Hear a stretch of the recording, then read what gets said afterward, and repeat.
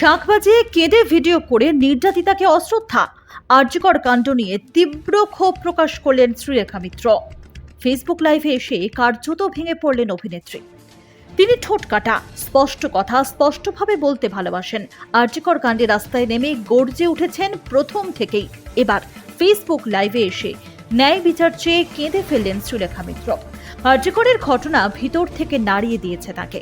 নিজেকে ঠিক রাখতে পারছেন না, আর তাই এই আন্দোলন যাতে কোনোভাবে স্তব্ধ না হয়, বারবার সেই আবেদনই করলেন শ্রীলেখা।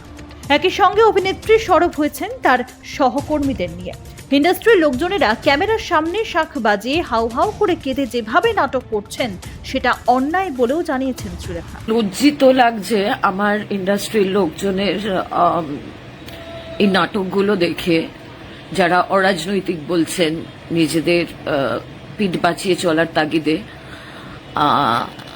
উপরওয়ালাকে না খচিয়ে ধরি মাছ না ছুঁই পানি গোছের একটা হাব ভাব, আর যারা এই শাঁখ বাজিয়ে কেঁদে, মানে এইটা না খুব খুব অন্যায় করছে তারা বলে আমি মনে করি। কারণ যে ডিজিজ, যে মারা গেছে, যে মেয়েটি, তার প্রতি তো অশ্রদ্ধা বটেই, তার বাবা মার প্রতি অশ্রদ্ধা এবং পুরো এই মুভমেন্টটার প্রতি অশ্রদ্ধা দেখাচ্ছে। This should be condemned. এটাকে নিয়ে হাসি ঠাট্টার ব্যাপার নয়। 14 অগস্ট রাত দখল লড়াইয়ে সামিল হয়েছিল গোটা শহর। এই লড়াইয়ে আমজনতার সঙ্গে সামিল হন শহরের বিশিষ্ট ব্যক্তিরা। কেউ পথে নেমেছিলেন, কেউ বা বাড়িতে বসে আওয়াজ তুলেছিলেন প্রতিবাদের। তেমনই প্রতিবাদ জানিয়ে একটি ভিডিও পোস্ট করেছিলেন অভিনেত্রী ঋতুপর্ণা সেনগুপ্ত। ভিডিওতে দেখা গিয়েছিল নায়িকার চোখে মুখে আতঙ্কের ছাপ। প্রতিবাদ স্বরূপ শাঁখ বাজাচ্ছেন তিনি। ব্যাস, এই ভিডিও প্রকাশ্যে আসার পরেই শুরু হয় সমালোচনা। অনুরাগীদের হাসির খোরাকে পরিণত হন অভিনেত্রী। একের পর এক নেতিবাচক মন্তব্য ধেয়ে আসে তার ইনস্টাগ্রামের পাতায়। চাপে পড়ে ভিডিওটি শেষ পর্যন্ত মুছে ফেলতে বাধ্য হন ঋতুপর্ণা। অবশ্য তারও আগে ক্যামেরার সামনে চোখের জল ফেলে কটাক্ষের মুখে পড়েছেন আরও এক অভিনেত্রী, রচনা বন্দ্যোপাধ্যায়, যিনি আবার তৃণমূল সাংসদ। নাম না করে শিল্পীদের এহেন আচরণ নিয়ে সরব হয়েছেন শ্রীলেখা মিত্র। সেই সঙ্গে প্রশ্ন তুলেছেন গোটা সিস্টেমের বিরুদ্ধে।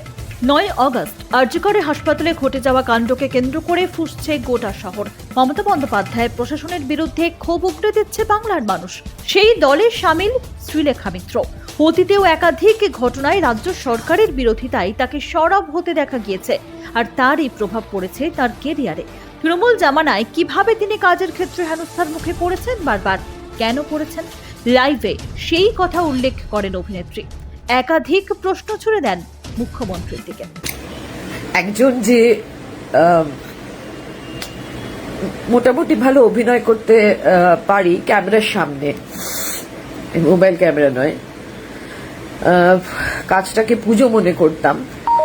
এই সিস্টেমের সাথে পায়ে তাল মিলিয়ে চলতে পারিনি বলে বিগত 10 বছর ধরে অনেক স্ট্রাগল করেছি। থ্যাঙ্কফুলি আমি যখন নিয়মিত কাজ করতাম তখন আমি খুব মাথা ঠান্ডা করে, আমি দুরুম দারুম পয়সা আমার কত আছে দেখানোর প্রবণতা আমার নেই।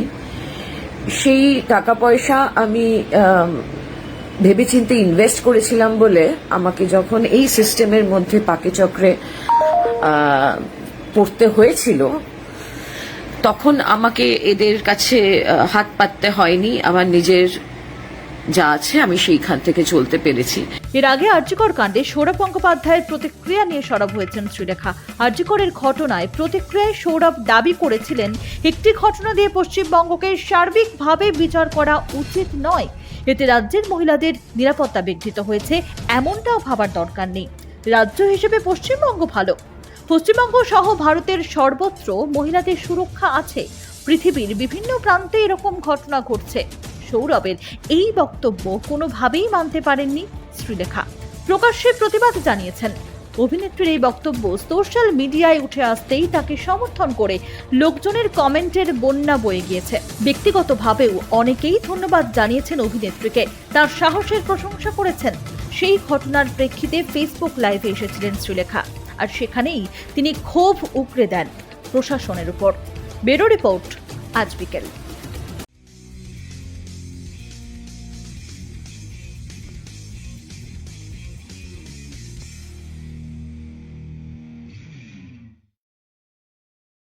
শেয়ার মার্কেটের চক্রব্যূহে ঢুকে পড়েছেন অথচ জানেন না কিভাবে এই চক্রব্যূহ থেকে বেরোবেন। সবাই তো মার্কেটে এন্ট্রি নেওয়ার কথা বলে, কিন্তু কখন কিভাবে মার্কেট থেকে এক্সিট নেবেন সেটা কিন্তু কেউ বলে না, না বলবেও না। কারণ নতুন ট্রেডাররা তো অন্যদের কাছে টাকা আয় করার যন্ত্র। হ্যাঁ, এটাই বাস্তব। দয়া করে শেয়ার মার্কেট শেখার নাম করে হাজার হাজার টাকা আর জলাঞ্জলি দেবেন না প্লিজ। আগে শিখুন মার্কেট সাইকোলজি, মার্কেটের চরিত্র, রিস্ক ম্যানেজমেন্ট এবং স্মার্ট মানি কনসেপ্ট। এই চারটে বিষয় শিখতে পারলেই শেয়ার মার্কেট থেকে ধারাবাহিকভাবে উপার্জন করা সম্ভব। হ্যাঁ, 100% সম্ভব। কিভাবে সম্ভব জানতে হলে আজই রেজিস্টার করুন মার্কেট সাইকোলজি ওয়েবিনারে। আর হ্যাঁ, মার্কেট সাইকোলজি জানা না থাকলে লস কিন্তু হবেই হবে, হতে বাধ্য। তাহলে আর সময় নষ্ট করছেন কেন? নিচে দেওয়া ডেসক্রিপশন ও কমেন্ট সেকশনে দেওয়া গুগল ফর্ম থেকে রেজিস্টার করুন মার্কেট সাইকোলজি ওয়েবিনারে।